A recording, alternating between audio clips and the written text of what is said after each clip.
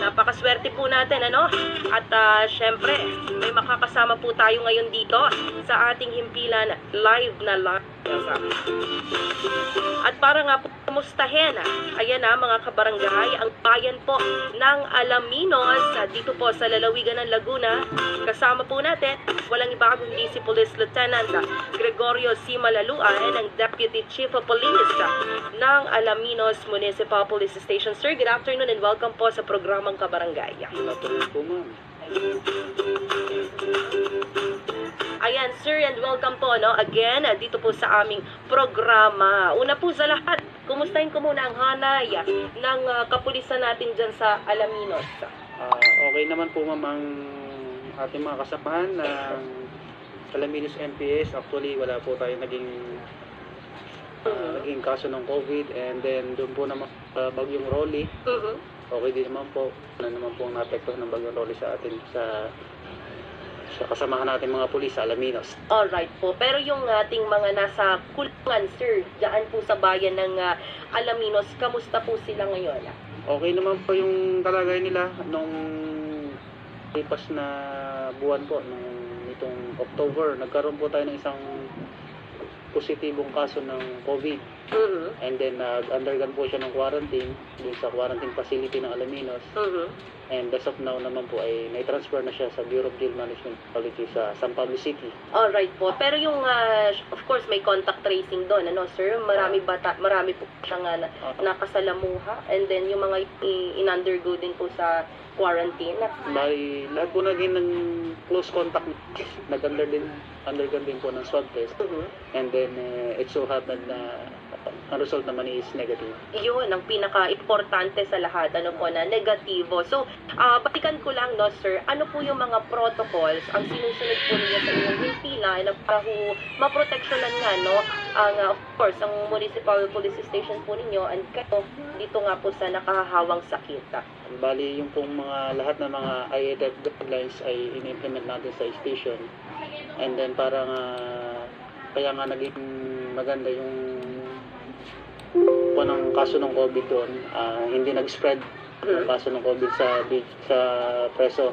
And then hindi rin hawakan yung ating mga personnel kasi nga sinusunod natin lahat ng mga protocols. Kaya naiwasan natin yung paghawahan ng COVID-19. Okay. So yun po yung magandang balita, ano po. At okay naman yung ating mga kapulisan dyan. In general naman, sir, no, sa bayan po ng Alaminos, sa kasalukuyan, kamusta ang kaso ng COVID-19? As of now po, November 5, 2020, po tayo na 5 suspects ng COVID. Yung positive natin, yung active cases, isang hospital admitted at isang naka-quarantine. And then yung recovered natin is 151. Okay.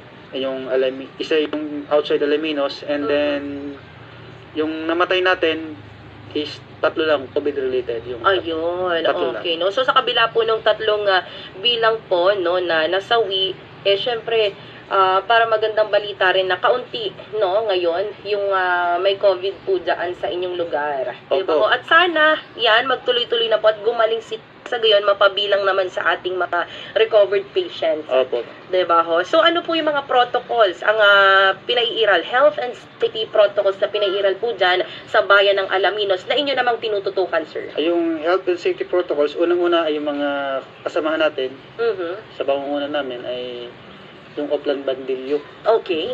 Oplan Bandilyo kami. Then, talagang kami, in-implement namin yung Face Mask Act sa bayan ng Alaminos. And then, physical distancing, lalo na doon sa mga nasa matataong lugar. Padalahan ng pera, sa mga palengke, gano'n. Lalo sa mga, in-inspect namin yung mga shuttle buses. Yung mga terminals, yan. Okay. Very particular yan kasi lagi nag-uumpukan yung mga tao dyan. And then, syempre, as pakikipagtulungan naman ng mga kasamahan natin doon na ng mga tao sa Alaminos, yan, naiwasan natin yung kabahan. Ayun. So, for sure, ang unang-unang tuwang dyan, yung ating mga barangay officials, yung mga tanod nila, no, sir? Opo. Tama po ba? Opo. Oho. So, in general, no, nitong buwan ng Oktubre hanggang sa kasalukuyan, sir, ano po yung mga pangunahing paglabag, no, sa quarantine protocols ang naitatala dyan po sa inyong lugar? Kanitala lang namin yung mga hindi nagsusuot ng face mask. And then kung sila ay makita namin na wala silang suot ng face mask, sila ay dinadala sa opisina. Okay. And napakababa kasi nung face mask sa first offense kasi reprimand muna. Okay. And then Sa pangalawang paglabag? sa pangalawang paglabag 500 pesos. Okay. And then sa patatlo, di yun. 1,000 na ba? Or mas mabigat na parusa na? Community service. Community service. Community Okay service. po. So may team na po ba ng community service, sir? Wala pa naman. Hanggang una lang. Hanggang una lang. At maganda naman yung impact kasi pag nakakakita ng pulis yung mga tao, sila ay nagsusuot ng face mask. Nagsusot na ng face mask. Kaya napakahalaga talaga po ng police visibility. Okay. So, kamusta yung pagronda natin, no, sa bawat lugar po dyan? Bukod po doon sa binanggit ninyo kanina na nagmo-monitor nga kayo sa mga matataong lugar, meron ba kayong mga surprise visit na ginagawa? Usually regular patrolling. Okay. Para ibig sabihin natin, ma-supervise talaga natin yung mga tao kung nakikipag-cooperate pa sila na tayo ay nasa ganitong sitwasyon.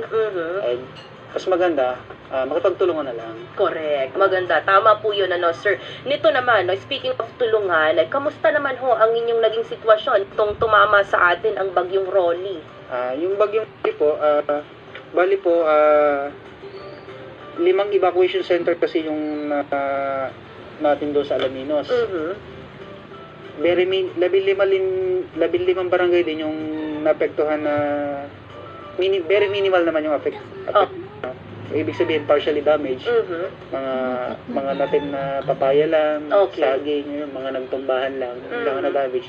And then yung meron ding 4 na bahay na nasira.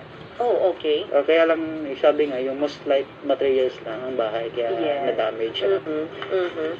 Pero doon sa mga wala naman tayong missing person. Wala ring fatality. Wala. And maganda po na ganon. And sa tingin niyo po ba naging maaga yung LGU